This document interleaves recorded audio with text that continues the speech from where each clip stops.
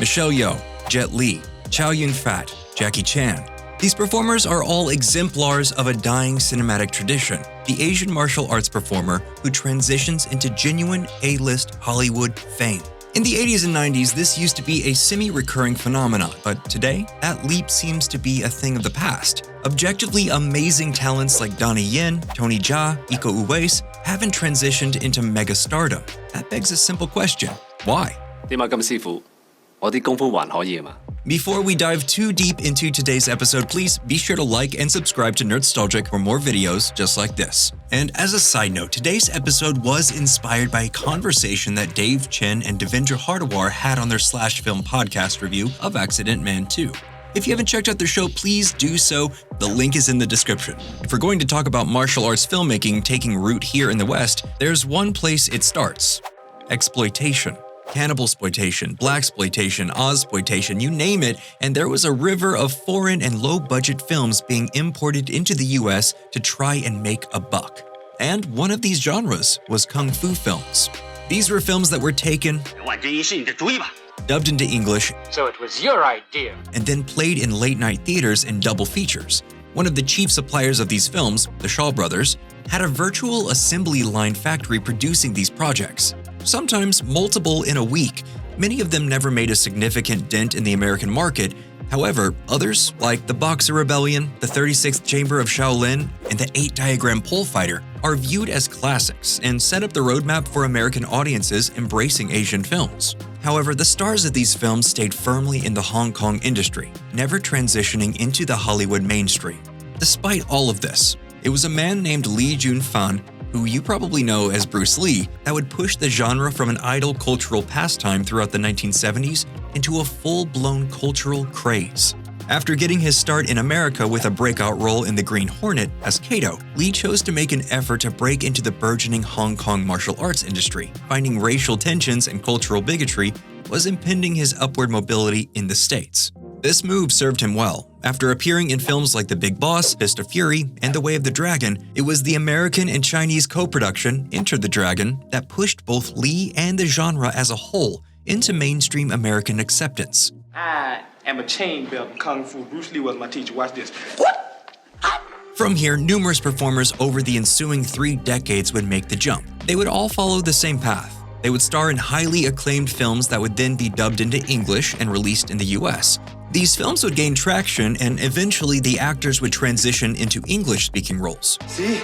I told you so. No, you said wet shirt don't break, not piss shirt bend bar. While Jackie Chan's career started with humble beginnings, it would be films like Super Cop, Project A, and Drunken Master that would clear the way for his meteoric rise through the American film industry.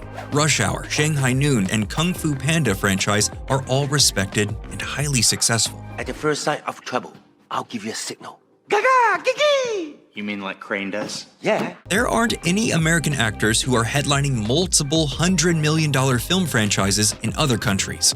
This is a deeply impressive feat. Chan's athleticism, charisma, and humor are a globally recognized commodity. You can't say that about too many performers.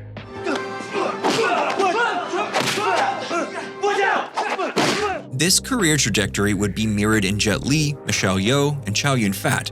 Jet Li rose to fame through the Shaolin Temple and the Once Upon a Time in China franchises. He debuted in the West in Lethal Weapon 4 playing the villain. Mega producer Joel Silver promised him that if he appeared in the film, Silver would cast him as the lead in Romeo Must Die.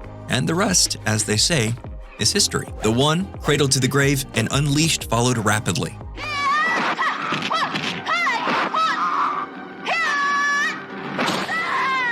Michelle Yeoh became such a global icon off the successes of Yes, Madam, Royal Warriors, and Super Cop, as she was cast in the Bond film Tomorrow Never Dies. Chow Yun-Fat rode the wave of John Woo's film Hard Boiled and The Killer to be able to headline American films like The Replacement Killers and The Corruptor. And yet, today, there's a whole crop of highly skilled, charismatic, and hard-working martial arts performers that haven't made the leap onto the American silver screen in a culturally ubiquitous way. Why is this? First, currently there are multiple thriving Asian film industries. China alone is a $30 billion market. That just wasn't the case 30 or 40 years ago. Chinese movies get exported to other places, and they import films from other places to great success. Additionally, the filmmaking industry in America has very specific remits that didn't exist in generations past.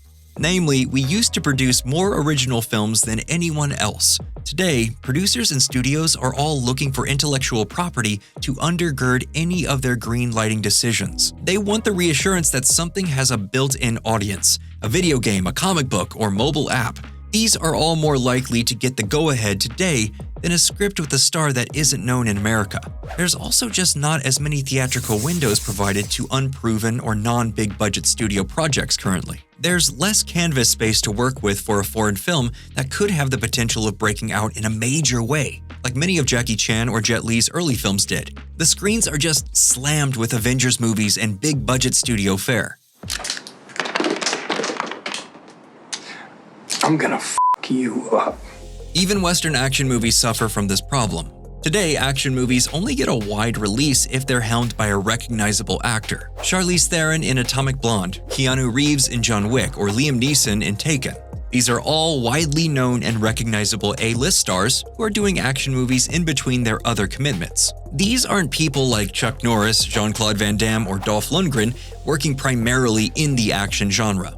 To prove the point even further, we have the objectively impressive feats of people like Scott Adkins going virtually unnoticed by the wider public. Films like Accident Man, Hitman's Holiday, Undisputed 2, Last Man Standing, and Ninja 2, Shadow of a Tear feel like they should be constantly on the lips of action film fans everywhere, and yet they aren't. You're gonna pay for that. Oh, I don't think so.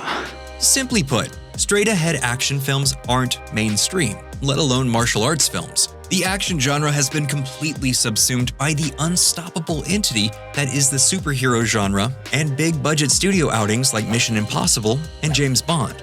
And it's a shame, honestly. The filmic landscape deserves more diversity and attention paid to films like the ones we've already mentioned. And yet, that doesn't seem to be changing anytime soon. But where there's a will, there's a way. There will always be independent and exciting new voices keen to tackle the action genre with new eyes. The fact that the 1-2 punch of The Raid and The Raid 2 didn't jumpstart a whole new wave of martial arts enthusiasm is a damn shame. But here we are.